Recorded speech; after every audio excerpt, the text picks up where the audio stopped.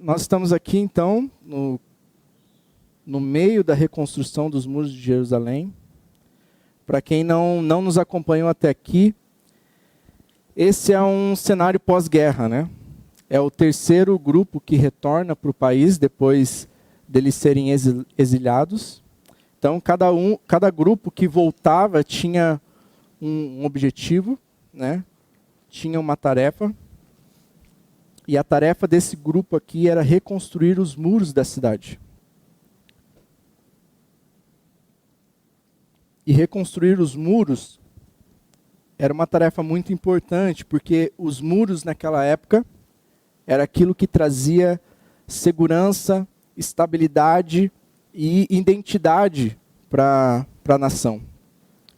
Ter os muros destruídos era para eles uma vergonha. E fazer com que a cidade continuasse vivendo em pobreza e ela não se desenvolvesse, porque havia um grande risco daqueles que porventura poderiam investir algum dinheiro naquela cidade, da cidade ser novamente tomada, destruída, queimada, e a pessoa perder tudo aquilo que ela investisse. Então, ter os muros reconstruídos traria de volta essa estabilidade econômica para a cidade, para que eles pudessem, então, se recuperar e novamente voltasse a ser uma nação. Então isso normalmente estava muito atrelado à identidade deles como um povo, como uma nação. Quando nós olhamos, por exemplo, para Lamentações, Lamentações vai tratar um pouco disso, né? Desse momento da história de Israel. E se nós olharmos, nós vamos ver um pouco como os outros povos tratavam Jerusalém diante dessa destruição, diante daquele cenário. Abra comigo, só para a gente ter essa ideia, em Lamentações, capítulo 2, versículo 15.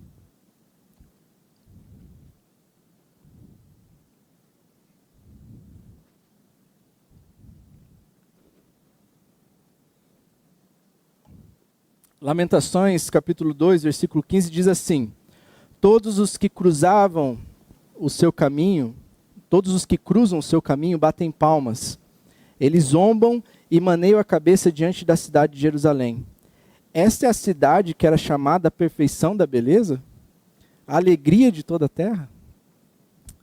Imagina assim, você está um dia no seu trabalho, não sei quantos de vocês têm o costume de cantarolar, mas às vezes a gente gosta né, tem pessoas que gostam de ficar cantando e tal.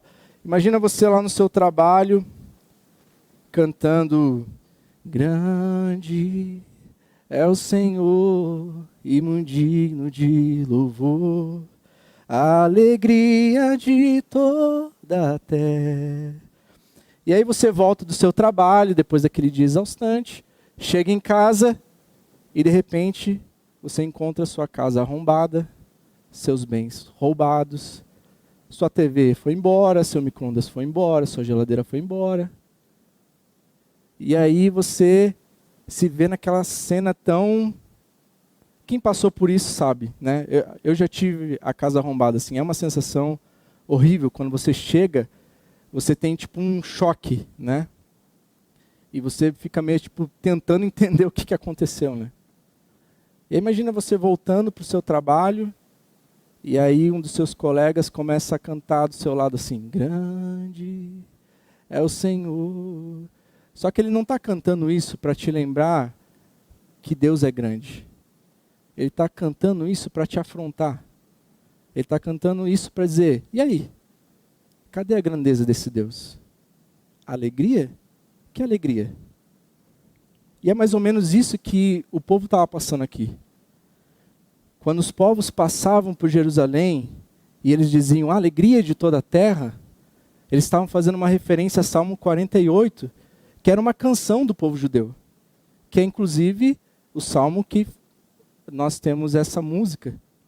Então, essa era uma afronta dos inimigos de Deus, para dizer: e aí, grande? Alegria? Que alegria?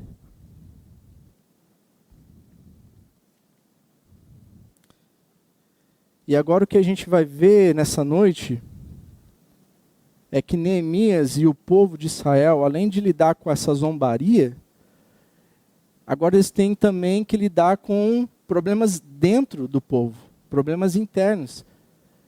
Imagina, não é só a questão de ter, como o Matt ensinou domingo passado, ter esses povos ao redor, tipo assim, ó, a gente vai entrar, hein? Cuidado, hein? A gente vai acabar com vocês. O que vocês estão fazendo, esse muro que vocês estão fazendo aí, não vai aguentar. Não só lidar com essa pressão, mas agora lidar também com um problema interno. E antes da gente começar a falar sobre essa questão interna, eu acho que é interessante a gente pensar, uma das coisas que eu falei alguns domingos passados, e o Matt também mencionou no domingo passado, foi Efésios 6,12, né? Quando ele falou assim, a nossa luta não é contra a carne e nem contra sangue. A nossa luta é contra Satanás. E eu acho que isso é importante a gente lembrar que não existe nenhum registro no Novo Testamento, nenhum registro. Se vocês encontrarem, domingo que vem eu me retrato. Mas não tem nenhum registro no Novo Testamento de Jesus incitando os seus discípulos a guerrear, a ir contra alguma nação, contra algum grupo de pessoas. Mesmo que alguns vão falar assim, mas o cristianismo, né, é responsável por muitas guerras. Aí vão falar alguma coisa de Constantino, lá em 300 e pouco depois de Cristo, porque ele usava lá uns símbolos cristãos nas armaduras, e ele havia se convertido ao cristianismo, e aí eles misturam essa coisa de que Constantino estava guerreando em nome de Cristo, ou vai falar algumas coisas sobre as cruzadas lá em 1095 depois de Cristo, onde as pessoas guerreavam em nome de Cristo. Mas a verdade é que Jesus nunca incitou o seu povo a esse tipo de guerra. Pelo contrário, o que nós vemos é que os judeus tinham muito essa expectativa desse Messias que seria tipo o rei que tomaria o lugar, que quebraria esse jugo do Império Romano, e não foi o que teve. Tanto que, para muitos, Cristo não era o Messias. Mas além dessa guerra que nós temos, que é uma guerra espiritual, eu acho que é importante a gente lembrar que a gente também tem os conflitos internos que surgem dentro da igreja.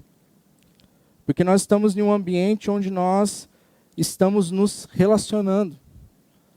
Isso é importante porque muitas vezes as pessoas pensam que elas vão chegar na igreja e não vai ter problema nenhum, vai ser muito legal, vai ser tudo muito belo, bonito, perfeito. Aí tem aquele irmãozinho que fala aquela coisa e tipo, vou sair, vou procurar outro lugar. Ela vai, procura um outro lugar e aí ela encontra um outro problema. E ela fala, não, então vou para uma outra igreja. E aí ela encontra um outro problema. E se você for para a igreja procurando uma igreja que não tenha problema, você nunca vai encontrar uma igreja para você.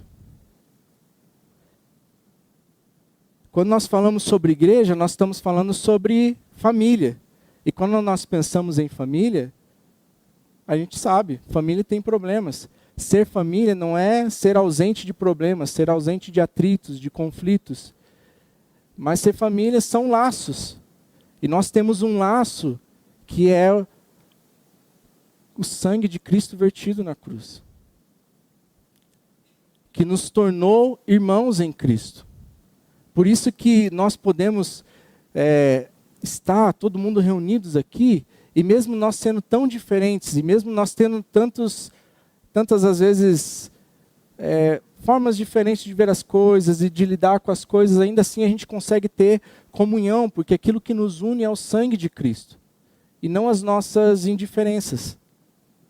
Por isso que a gente consegue, por exemplo, como a gente foi para Lima, e a gente estava lá com pessoas de Porto Rico, do México, Estados Unidos, gente de vários lugares do Peru, e você vê uma comunhão. E você vê as pessoas se relacionando como se elas fossem, tipo, grandes amigas, sabe, se conhecessem há tanto tempo. A Rolha, a esposa do Manolo, falou assim, ela falou isso de púlpito, né? Olha, eu fui para Curitiba sem muita expectativa, meio que para acompanhar o meu marido. Quando eu cheguei lá, eu encontrei uma família. Eu compartilhei meu coração com pessoas, eu vi que, cara, tinha pessoas que passavam pelas mesmas coisas que eu, e a gente pôde conversar, a gente pôde orar um pelos outros, porque a gente está ligado pelo sangue de Cristo. Mas isso não significa que a gente não vai ter problemas. E aí eu queria que a gente visse, do versículo 1 ao 5, qual é o problema que a gente tem aqui. E eu queria falar um pouco sobre a raiz desse problema. Então abra, espero que você já continue com sua Bíblia aberta. E vamos ler ali, versículo 1 ao 5 diz assim: Então se levantou o grande clamor do povo e de suas mulheres contra os judeus, seus irmãos. Porque havia os que diziam: somos muitos, nós, os nossos filhos e nossas filhas. Precisamos conseguir trigo para que possamos comer e continuar vivos. Também houve os que diziam: nós tivemos de hipotecar as nossas terras, as nossas vinhas, as nossas casas, para conseguirmos trigo em meio a esta fome. Houve ainda os que diziam: pegamos dinheiro emprestado, até para pagar ao rei o tributo sobre nossas terras e as nossas vinhas. Nós somos da mesma carne que os nossos compatriotas, e os nossos filhos são tão bons como os deles. No entanto, eis que sujeitamos os nossos filhos e as nossas filhas para serem escravos. Algumas de nossas filhas já estão reduzidas à escravidão. Não podemos fazer nada para evitar isso, pois os nossos campos e as nossas vinhas já são de outros. Versículo 1 diz que se levanta um grande clamor. Eu estou usando a NAA, Nova Almeida atualizada, não é para assustar vocês, mas a NVI ela deixou a desejar em algumas traduções aqui. Na NVI vai dizer que o povo estava reclamando, e talvez isso não dá muito a noção, a ideia do que realmente estava acontecendo aqui, porque a palavra que é usada aqui é muito mais para um protesto. Não era reclamando, tipo assim, pô, meu arroz veio frio, né? Pô, a carne está mal passada. Na verdade, o povo estava protestando. O povo estava sobre uma opressão. E eles se levantam de uma forma intensa contra aquilo que estava acontecendo. E quando nós vemos quem são aqueles que estão oprimindo o povo, ali diz no final do versículo 1 que era seus irmãos. Então, além agora de Neemias ter que lidar com as pressões externas, Neemias estava lidando com o povo oprimindo o seu próprio povo. E o clamor do povo, ali no versículo 2, diz que era para sobrevivência. O povo estava simplesmente falando: gente, a gente está morrendo. A gente não tem o que comer. Neemias, a gente quer só sobreviver. A gente só quer ter o que comer. A gente só quer continuar vivo.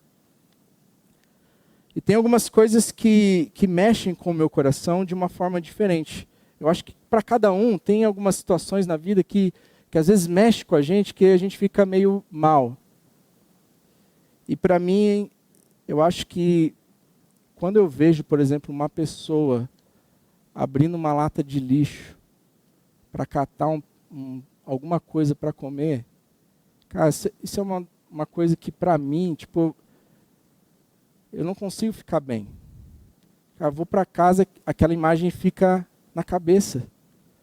Porque você chega em casa, você abre sua geladeira, você tem alguma coisa para comer, e você vê aquela cena, é desesperador. E que terrível era ver que os próprios irmãos estavam gerando esse tipo de situação. No versículo 3 diz que eles estavam vendendo as suas terras, que era sua única fonte de renda, para que eles pudessem ter o que comer. Mas como que eu vendo aquilo que é o meu trabalho, da onde eu tiro o meu sustento, para comer, e depois que eu como, o que eu faço? Simplesmente não havia, esperança.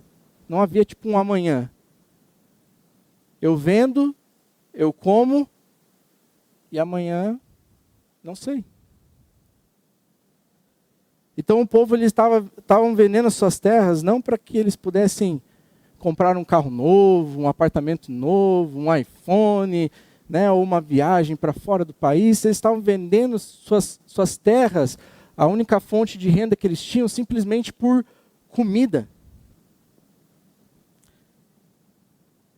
E não bastasse ter que vender as suas terras, aqueles que tinham pouco, o pouco que eles tinham, ainda eles tinham que pagar os tributos ao rei. Então pense nessa situação, aqueles que não tinham nada, aqueles que tinham pouco, ainda tinham que pagar ao rei os tributos. E o que lhes sobravam? Nada.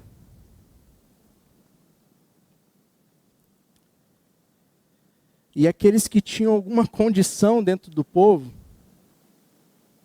eles simplesmente se aproveitaram da situação para enriquecer. Cobravam altos juros, e aí, essa parte é muito pesada. Eles aceitavam os filhos como parte de pagamento. Cara, dá para pensar, dá para imaginar o que é isso. Você, além de explorar o seu irmão, que já está na miséria, desculpa a palavra, está na merda, você vai lá e toma o filho daquela pessoa, como parte de pagamento. Ok, você não consegue pagar? Então me dá o seu filho aqui.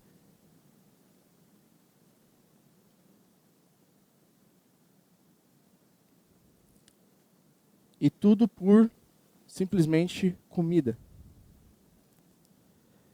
Eu já contei algumas histórias da minha avó aqui.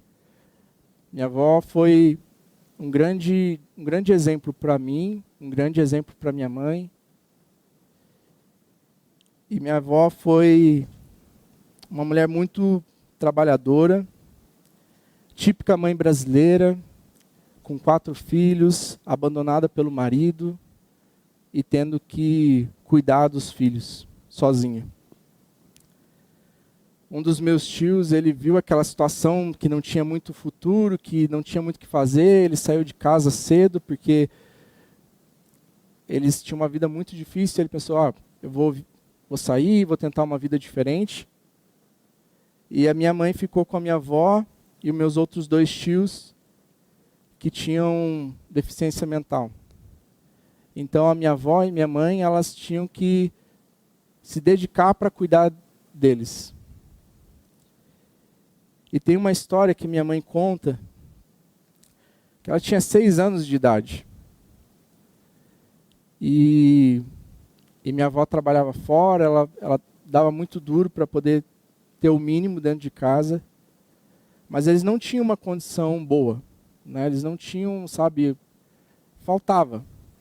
Minha avó fazia uns artesanatos e tentava vender, mas ainda não era o suficiente para que eles conseguissem se manter. E a minha mãe diz que um dos meus tios chorava muito de fome. E aí a minha mãe, ela pegava, falava para minha avó que ela ia para a casa da amiguinha, com 6 anos de idade. Ela ia para a casa da amiga, e na verdade ela ia para o final da feira, para pegar aquilo que eles jogavam fora, para ela trazer para dentro de casa, para poder dar para o meu tio. Então eu fico imaginando o desespero de um pai e de uma mãe quando vê o seu filho com fome. Quando eles chegam a esse ponto de vender o filho, de entregar o filho à escravidão, é tipo aquele grito de essa é a última coisa que a gente tem. A gente não tem mais uma outra opção. Parece um pouco drástico, porque quando a gente fala sobre escravidão, a gente está acostumado com a escravidão, né, dentro do nosso contexto, dentro da nossa história como Brasil. Mas a gente tem que lembrar também que não era esse tipo de escravidão que a gente conhece na história. Era uma escravidão que a gente pode ver lá em Êxodo 21 e Levítico 25, que ela era uma escravidão temporária, ela não poderia ser opressiva, ela tinha os seus limites legais e deveria preservar a dignidade da pessoa. Mas ainda assim, cara, que tenso é você chegar ao ponto de falar, olha, se eu não fizer isso, eu morro e o meu filho morre. Então eu vou entregar o meu filho para que pelo menos ele possa ter o que comer e eu também tenho o que comer. Lá em casa eu brinco com o Samuel, quando ele começa a pedir, eu quero um drone, quero um PlayStation 5. Aí eu falo para ele assim, vou te dar para uma família rica então. E aí ele fala, não, eu não quero.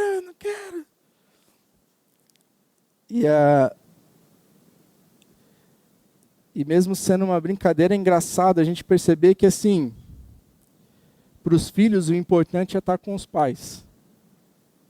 Assim como para os pais o importante é ter os filhos, ainda que a gente não tenha, né, tantas condições de dar para os nossos filhos tudo aquilo que a gente quer, muito mais importante é a nossa presença na vida deles. E agora essa presença do filho simplesmente é retirada dos seus pais. E por isso os pais estão lá diante de Neemias, tipo, Neemias, cara, faz alguma coisa. Isso não pode acontecer. E aí eu fiquei pensando sobre isso, pensando, cara, que coração maldoso, que povo mau. Tipo, como que é receber o filho de alguém, tipo assim, você não tem dinheiro? Me dá o seu filho aí. Tipo, cara, que coração ruim é esse? E aí me veio as palavras de Paulo a Timóteo, e eu queria que você abrisse para a gente falar um pouco sobre a raiz desse mal. Abra em 1 Timóteo, capítulo 1, 1 Timóteo, capítulo 6, versículo 9 e 10.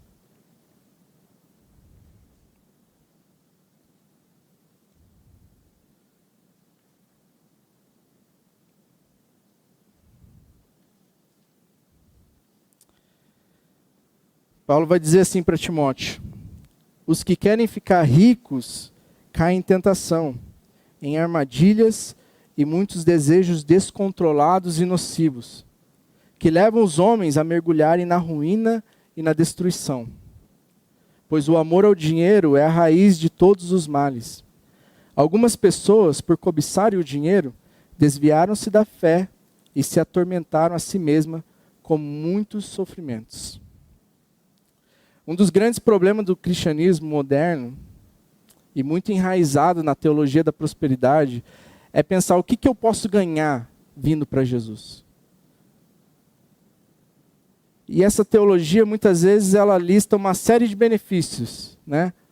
Olha, se você vir para Jesus, se você aceitar Jesus, você vai ter isso, você vai ser assim, você vai possuir isso. E as igrejas, muitas vezes, elas estão lotadas, porque essa mensagem é uma mensagem muito atraente.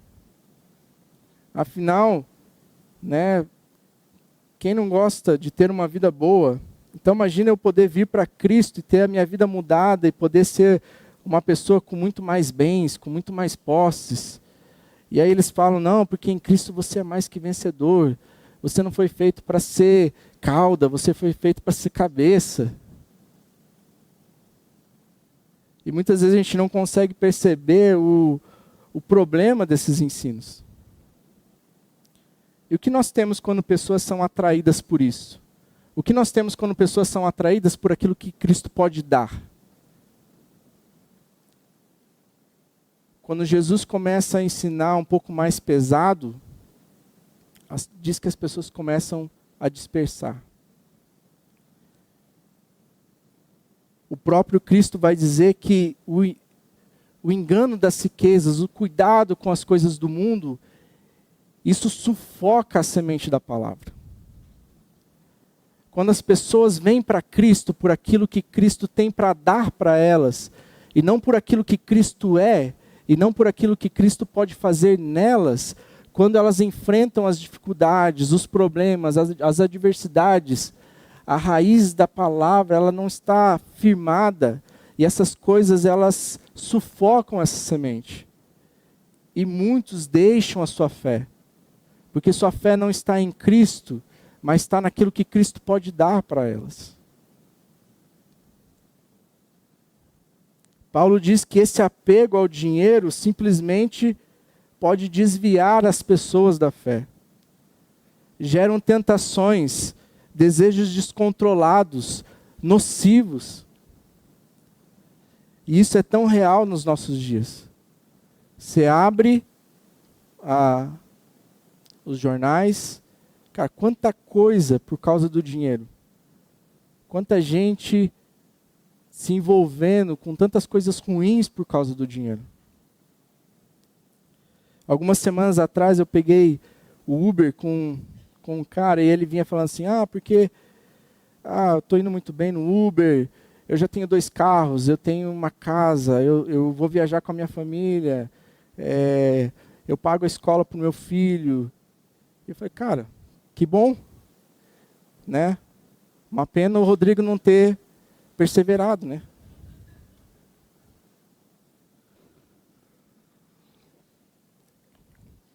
Mas, no final ele falou assim, eu não tenho vida. Eu não tenho vida. Eu não tenho amigos. O tempo que eu passo com o meu filho é o tempo que eu levo ele para a escola. Eu não tenho tempo em casa. Eu saio muito cedo, levo meu filho para casa, volto, ele está dormindo. Eu não tenho tempo com a minha esposa. Eu não tenho vida. E aí eu fiquei pensando, poxa, será que vale a pena?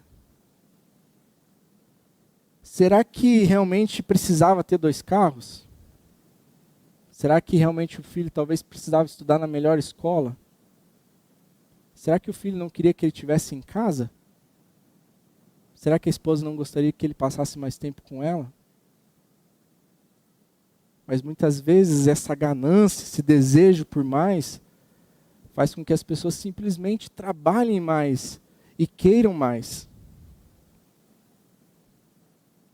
E o problema não é a riqueza, porque Paulo fala, os que querem ficar ricos.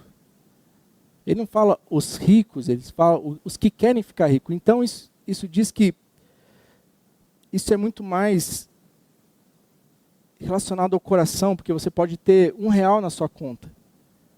E você está com esse desejo de ter 10 mil. Como você pode ter 1 milhão na sua conta. E você está com esse desejo de ter 10 milhões. Não é o que você tem, é o seu coração nesse desejo insaciável de ter mais, de conquistar, não importa. E às vezes passar por cima de pessoas, de não se importar com as pessoas. Simplesmente para conseguir um pouco mais. E muitas vezes isso revela onde está a nossa segurança, no que a gente sente segurança. Onde está a nossa esperança. Isso muitas vezes revela aquilo que ocupa o maior tempo na nossa mente. O que a gente mais pensa? O que a gente mais ama? O que nós amamos acima de tudo?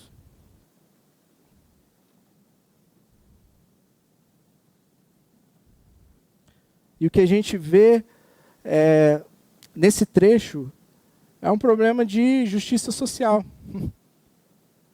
E a raiz desse problema é o amor ao dinheiro. Os irmãos simplesmente se aproveitando da situação para ficarem mais ricos.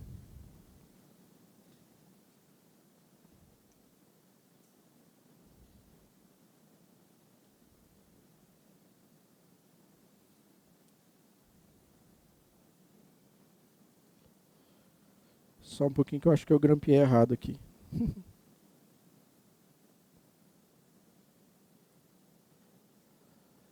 Eu acho que é importante para a gente pensar acerca disso, principalmente dentro da realidade que a gente vive no nosso país.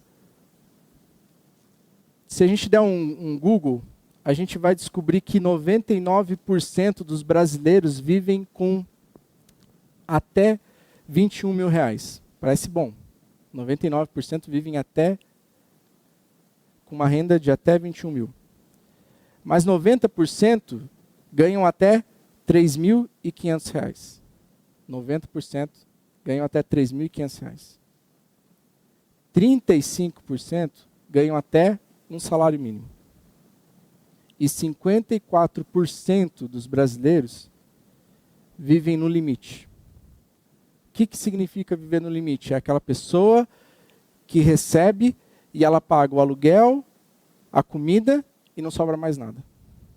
Ou às vezes mal dá para comida. 54% das pessoas no nosso país vivem nessa condição. Pessoas que se ficam doentes, elas não têm dinheiro para o remédio. Então a gente precisa muitas vezes olhar à nossa volta para a realidade que a gente tem, como, não só como país, mas também olhar para a realidade dentro da nossa comunidade. E ver como isso se aplica de forma prática, porque às vezes a gente quer dar um rolê junto, mas eu não posso ir com você no Batel Grill. Mas a gente pode ir no dog do tio aqui na esquina. Isso vai fazer bem para o seu coração, isso vai fazer bem para o meu coração. Porque a gente não vai estar naquilo que a gente tem, mas a gente vai começar a valorizar as pessoas que estão à nossa volta. E os momentos que a gente pode estar junto. Uma das coisas que o Kaká sempre falava é que a generosidade, ela é uma forma das coisas que nós temos não nos possuir. E esse é um bom exercício também para que a gente não coloque o nosso coração no dinheiro. Exercer a generosidade. Porque é muito difícil pensar em um cristianismo onde a gente está apegado às nossas coisas. Ah, é meu, isso aqui é meu. E eu não estou falando de você dar o seu dinheiro para a igreja, vender seu carro e ofertar, ou coisa do tipo. Mas a generosidade é uma coisa importante para que as coisas no nosso coração estejam no lugar certo. De pensar, Senhor, isso aqui o Senhor me deu. Então me ajude para que eu possa usar isso de uma maneira que honre e glorifique o Senhor. Às vezes a gente se incomoda quando a gente vê, ouve essas palavras, quando a gente ouve oferta, dízimo, a gente já fala, Mas às vezes é importante a gente também sondar o nosso coração e pensar, poxa, por que talvez isso me afeta tanto?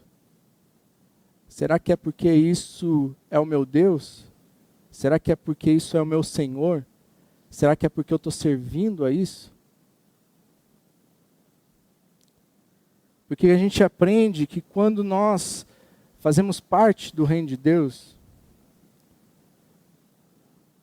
nós também estamos envolvidos naquilo que Ele está fazendo, aqui e fora da igreja. E o que a gente vê na palavra do Senhor é que as contribuições, a generosidade do povo foi importante para que o reino de Deus fosse expandido, para que a mensagem do Evangelho também fosse pregada, para que pessoas que estavam em situações difíceis, vulneráveis, fossem também atendidas pela igreja. Não só de financiar o trabalho de uma pessoa, mas também de assistir aquela pessoa de uma forma mais social também.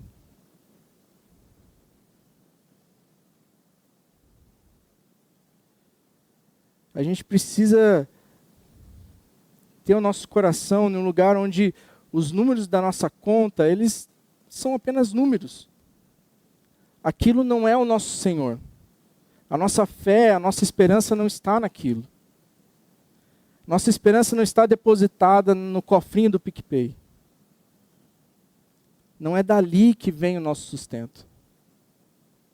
Eu lembro de uma história do George Miller, quando ele encontra um amigo dele, e o amigo dele estava tipo assim, doente. Literalmente doente, porque ele estava numa rotina de trabalho extremamente pesada. Trabalhava por horas e horas e horas e horas e horas. E ele encontra aquele amigo dele, tipo assim, mal. Ele não passava tempo com sua família, não passava tempo com com o Senhor. E o George Miller fala para ele, cara, você precisa arrumar um outro trabalho, você precisa trabalhar menos. E aquele homem dá risada dele e fala, cara, eu estou trabalhando que nem um condenado e eu não consigo sustentar minha família. Como que eu vou trabalhar menos? E aquele homem sai, tipo, cara, que ideia. E George Miller pensa assim, poxa, se eu pudesse mostrar para esse cara que o sustento dele não vem do trabalho dele, que o sustento dele é o Senhor. E foi assim que George Miller começou um orfanato. E quem conhece a história dele sabe que ele simplesmente orava pela provisão do Senhor. E todos os dias o Senhor provia. E ele atendeu milhares e milhares de órfãos. Mesmo não tendo nada no bolso. E às vezes a gente pensa assim, poxa, isso é uma história do passado, né? Não acontece mais. Mas lá na conferência, a gente tinha alguns momentos em que algumas pessoas compartilhavam alguns projetos. E um alemão, ele compartilhou um projeto no Peru, que eles construíram não é um hospital, mas um complexo, que tem um hospital, uma igreja, uma escola, no meio do nada. Simplesmente sem recurso nenhum. Cara, a história incrível de coisas que o Senhor está fazendo hoje. De pessoas que se colocaram e falaram, Senhor, se o Senhor está me chamando para isso, eu vou. E aquele homem, ele não pagou um centavo para que aquilo fosse construído. Pelo contrário, quando começaram as escavações, eles descobriram que tinha um sítio arqueológico naquele lugar, e eles foram multados em 750 mil. Quando ele estava para construir, ele falou, ok, a gente está aqui, a gente tem um espaço, aí eles resolveram. E aí, quando eles estavam para construir, ele falou, agora precisamos de um engenheiro. Só que para construir um hospital, você não pode pegar o Zé da esquina, né? Cara, você tem que ser um engenheiro que entenda desse tipo de projeto. E ele orou e falou assim, a gente não tem condição nenhuma de pagar nenhum engenheiro. E quando ele terminou de orar, ele recebeu um e-mail de um engenheiro, acho que da Suíça, alguma coisa assim. Cara, ele projetou no telão, tipo, o currículo do cara dava, tipo assim, 10 páginas. Cara, era referência no mundo. E o cara foi para o Peru e ajudou eles a construir, não cobrou R$1. E hoje eles atendem toda a comunidade cobrando 4 soles a consulta. No meio do nada. Você olha um povo extremamente pobre. Eles atendem, tem uma clínica odontológica, saúde bucal precária. Cara, a galera lá, banguela, sorrindo com dente. Incrível. E aí eu acho que era um presidente, premier, sei lá o quê, chamou ele para falar assim, a gente quer replicar a mesma coisa aqui. Ele falou, cara, vocês nunca vão conseguir replicar a mesma coisa. Porque isso aqui foi feito por Deus, não por homens. A partir do momento que a gente começa a entender que o Senhor é aquele que cuida de nós, aquele que provê para nós, aquele que está cuidando de nós, então nosso coração ele começa a sair desse lugar das coisas materiais e vai para o lugar certo. E aí a gente tem aqui, vamos me achar nas anotações agora que a resposta de Neemias diante desse clamor. Versículo 6 ao 11 diz assim, fiquei muito irritado ao ouvir essas palavras e o clamor deles. Depois de ter pensado bem a respeito disso, repreendi os nobres e magistrados e lhes disse, vocês são exploradores, cada um para com seu irmão. E convoquei uma grande assembleia contra eles. Disse-lhe, nós, de acordo com as nossas posses, resgatamos os judeus, nossos compatriotas, que foram vendidos aos gentios. E agora vocês estão querendo vender os seus compatriotas para que tenhamos de comprá-los outra vez? Então se calaram e não acharam o que responder. Disse mais: não é bom o que vocês estão fazendo. Não é fato que vocês deviam andar no temor do nosso Deus para evitar a vergonha diante dos nossos inimigos, os gentios? Também eu e os meus companheiros e os meus servos lhe demos dinheiro emprestado e trigo. Mas, por favor, vamos parar com essa exploração. Peço que hoje mesmo vocês restituam suas terras, as suas vinhas, os seus olivais e suas casas, bem como a porcentagem do dinheiro, do trigo, do vinho e do azeite que vocês exigiram deles. Então, Neemias, a primeira reação de Neemias aqui é muito interessante, porque diz que ele ficou furioso, né? Muito furioso, muito irritado, como está a tradução aqui. E ele, diante disso, ele não sai correndo e vai tirar satisfação com as pessoas dizendo: ei, cara, o que está acontecendo? O que vocês estão fazendo? Vocês estão loucos? Vocês estão cobrando juros aí alto e estão comprando os filhos dos seus irmãos? Ele não tem essa reação imediata de ir lá e simplesmente, cara, diz que ele pensa, ele para, ele faz uma avaliação daquela situação e então ele vai falar com as pessoas. E eu acho que isso é importante porque muitas vezes quando a gente é muito reativo às coisas, às vezes a gente pode acabar também falando coisas demais, falando às vezes coisas erradas, e às vezes tendo que até pedir perdão, mesmo que a gente às vezes tinha uma certa razão, mas quantas pessoas acabam às vezes perdendo a razão porque reagem de uma forma errada. Mas Neemias, ele para, ele pensa, mas ele vai também e repreende aquelas pessoas.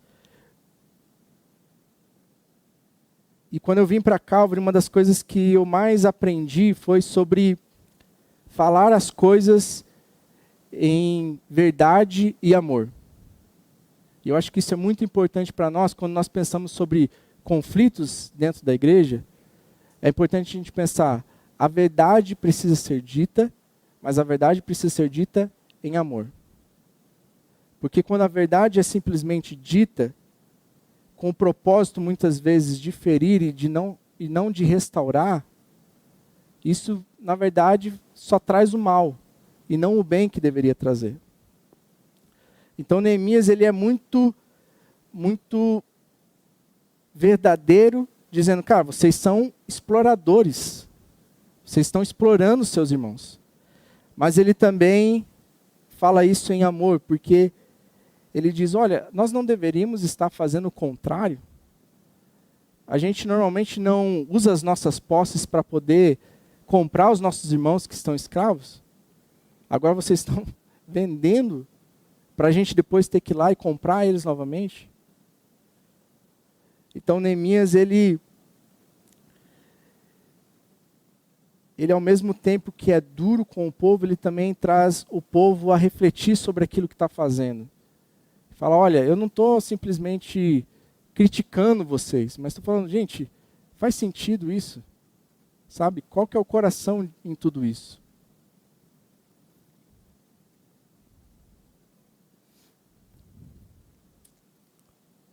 E aí a gente vê a resposta do povo.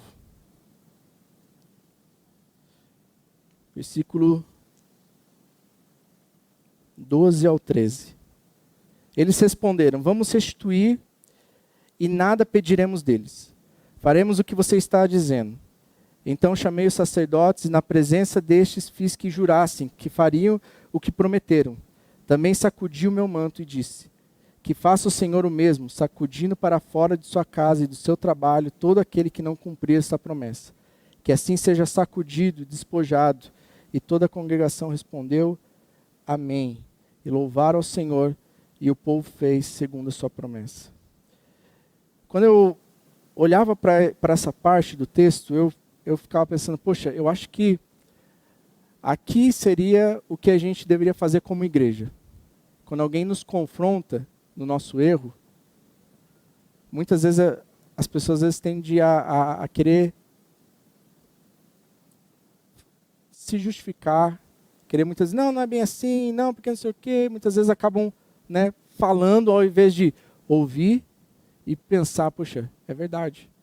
O que esse povo faz eles param, diz que eles não têm o que responder, e aí eles falam, não, a gente vai mudar, a gente não vai fazer mais isso. E eu acho que na igreja a gente tem exatamente isso. A gente, muitas vezes, pode estar de um lado, ou às vezes a gente pode estar do outro lado. Às vezes a gente é essa pessoa que chega e fala para o irmão, olha, cara, isso aqui não está legal. Isso aqui não é legal. E nós, do outro lado, deveríamos ser aquelas pessoas que ouvem, refletem sobre isso, pensam e falam, cara, se tem alguma coisa que está errado, então eu vou mudar. Mas a gente também pode estar do outro lado também.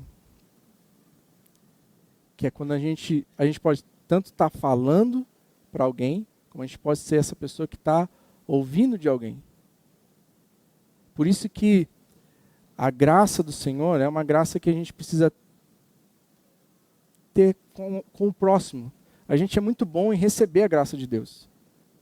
Né? Quando a gente falha, é muito bom a gente receber a graça de Deus. É muito bom as pessoas nos acolherem, falar, cara, não, vamos lá, vamos junto, né? Acontece, vamos orar. Mas a gente tem que lembrar também quando a gente está do outro lado também. Quando a gente está falando, de ter essa mesma graça também. Uma das coisas que é quase como cara, é como uma forma que um padrão que a gente encontrou para lidar com essas situações, é que quando alguém está destruído, a gente não precisa, sabe, jogar a pessoa para baixo. Quando alguém vem e fala, cara, eu estou arrependido, cara, eu fiz isso, eu vacilei, a gente não precisa de mais condenação. A gente não precisa jogar na cara da pessoa, você fez isso, cara. Pô, vacilou, cara. A gente não precisa disso. A gente precisa que aquela pessoa seja acolhida e experimente a graça de Deus, que foi a graça de Deus que nos alcançou. Que foi a graça de Deus que olhou também para nós como pecadores. Nós que falhamos e falou, cara, ok, vamos levantar e vamos seguir. Como o Matt ensinou alguns domingos atrás, quando Jesus encontra Pedro, Jesus teria muitos motivos para chegar e falar, cara, você vacilou, cara. Eu falei que você ia que você iria me negar. Fugiu a palavra. Falei que você ia me negar, cara. Jesus podia falar assim, Pedro, senta aqui, vamos conversar, vamos resolver nossos problemas, cara. Jesus chega para Pedro e fala, Pedro, você me ama? E depois, Pedro, você me ama? Pedro, você me ama? Jesus não queria falar assim, Pedro, você é um vacilão, cara. Você me abandonou. Então pega suas coisas aqui, e vaza. Jesus já sabia o que Pedro ia fazer. Jesus já sabia o que Judas ia fazer. E o que cada um experimentou foi a graça do Senhor. Então quando alguém vem arrependido para nós, o que essa pessoa deveria experimentar é a graça de Deus. Quando alguém chega e fala, cara, eu vacilei, foi mal, é a graça do Senhor. Por isso que talvez, quando Pedro vai perguntar para Jesus, Jesus, quantas vezes a gente perdoa o nosso irmão? Será que é 7 vezes? E Jesus fala, não é 7 vezes, 70 vezes 7. Ou seja, 490. Para mim, que tem uma cabeça um pouco mais nos números, seria muito bom se esse número fosse tipo assim, beleza, Jesus, é isso, é 490, então vamos contar então. Seria muito mais fácil, mas o que Jesus queria não era trazer um número, não era falar assim, 490, aí você fica lá, mais uma, deu 399, mais uma, 400. O que Jesus está falando é, cara, perdoe o quanto for necessário perdoar. O quanto a pessoa se arrepender, perdoe. Ela pecou contra ti, está arrependida? Perdoe. E sabe, isso na verdade normalmente é um ciclo. Às vezes a gente pensa assim, não, eu vou perdoar e essa pessoa nunca mais vai me ofender. Não, ela vai continuar te ofendendo em algum momento. E você vai continuar ofendendo alguém em algum momento. É um ciclo, porque nós estamos em constante arrependimento. Nós ainda não chegamos naquele lugar onde nós fomos completamente transformados. Nós estamos caminhando para isso. Estamos sendo transformados dia após dia. E a mesma graça que eu quero que você tenha comigo, é a mesma graça que eu tenho que ter contigo. Saber que cada um tem o seu tempo. Cada um tem um processo do Senhor. Às vezes a gente olha e fala, poxa, aquele cara já está tanto tempo na igreja e está vacilando tanto. Cara, o Senhor tem o tempo. O Senhor está trabalhando com ele. Essa não é uma obra nossa. Essa é uma obra do Espírito de Deus. E aí, para finalizar,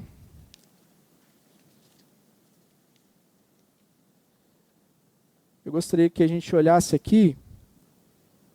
Eu acho que Neemias tem um bom exemplo para nós de aonde nosso coração deveria estar.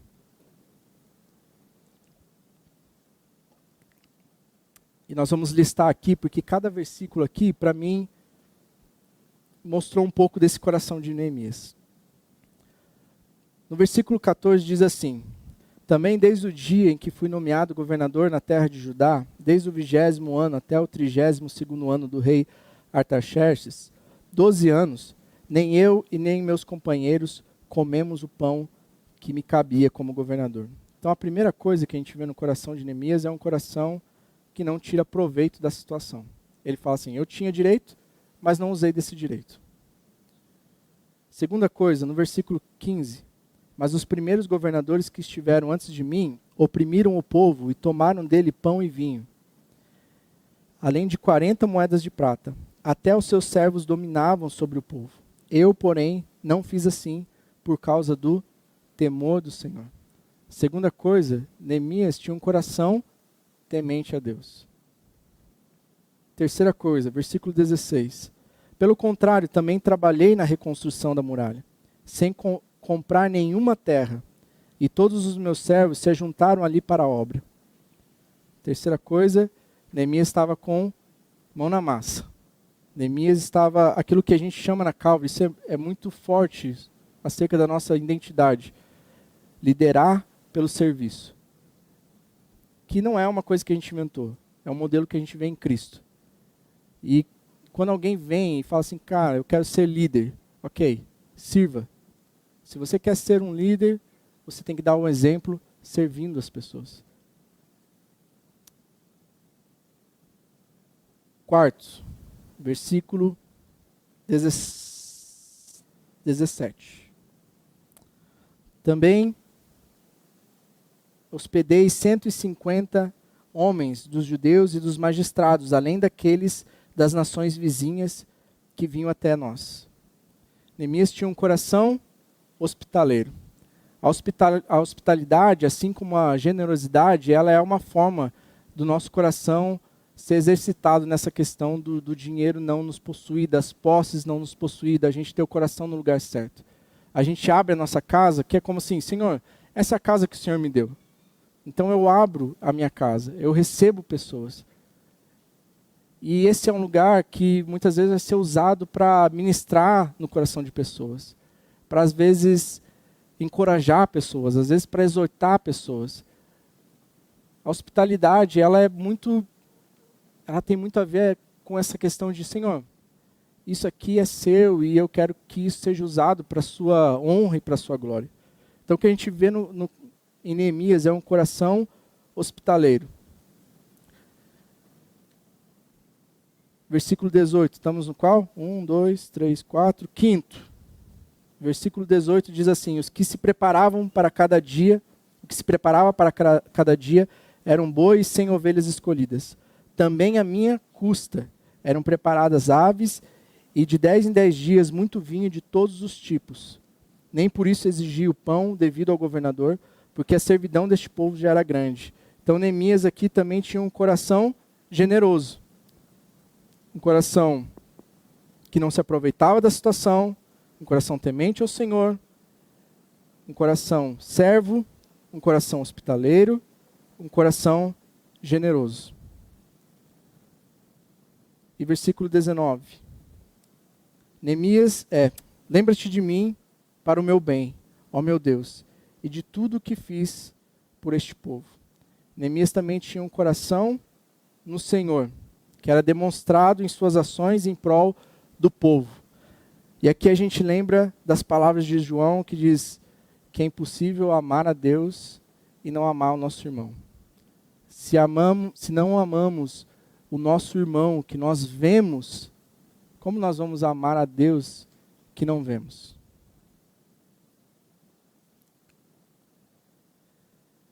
E eu acho que quando nós olhamos para esses pontos, esse é um bom lugar para a gente pensar, poxa, meu coração deveria estar nessas coisas, para que ele não tivesse desse outro lado, buscando riquezas, buscando os bens, querendo mais, passando por cima das pessoas, oprimindo muitas vezes as pessoas. Então, é como se fosse, olha, a gente tem isso aqui, o coração levou a gente para esse lugar ruim, mas na verdade a gente deveria estar aqui, nesse lugar.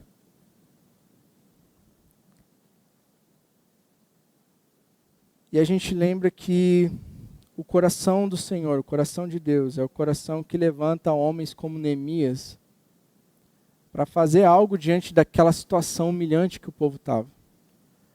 O coração de Deus é um coração que levanta Jesus em uma cruz para nos tirar dessa situação humilhante que nós encontramos nos nossos pecados. É um coração que levanta Jesus para que nele nós fôssemos mais que vencedores. Mas não na perspectiva desse mundo, mas em pensar que, por mais difícil que as coisas sejam, como estava sendo para aquele povo, por mais desafiador que as circunstâncias sejam, existe uma cidade preparada para nós. Existe um lugar que é seguro, onde a gente não vai precisar mais temer as invasões, temer os inimigos, um lugar onde a gente não vai ter mais problemas com as zombarias, um lugar onde a gente provavelmente vai se dar muito bem.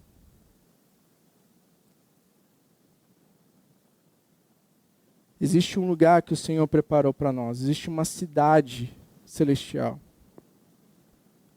E o mais legal disso tudo é que o Senhor nos convida a fazer parte dessa nação. O Senhor nos convida a ser parte do seu povo. E a gente não precisa de um passaporte, a gente não precisa fazer uma entrevista, a gente não precisa pagar por isso, porque isso já foi pago por Cristo Jesus. Cristo pagou o preço para que nós fôssemos seu povo. Cristo pagou um preço para que a nossa esperança não estivesse nas coisas aqui de baixo, nas coisas terrenas. Porque as coisas aqui, elas passam, elas queimam, elas são destruídas. Hoje de manhã eu levantei e tinha uma enxurrada de mensagens sobre a guerra no Irã, as retaliações. E eu estava pensando, caramba, você levanta e tem uma guerra. Você acorda e tem uma nação lutando contra a outra. E aí tinha uma reportagem, não sei se era verdade, e já tinha uns caças brasileiros se preparando para poder defender Brasília. E aí você pensa, poxa, é tão estável. Gente, a nossa vida é tão estável. A gente está muito bem, a gente vive muito bem, a gente está num país muito bom. Mas a gente não tem essa estabilidade que muitas vezes a gente pensa. Por isso que a nossa confiança, a nossa fé, a nossa esperança precisa estar no Senhor. Precisa estar depositado nas coisas certas. Amém?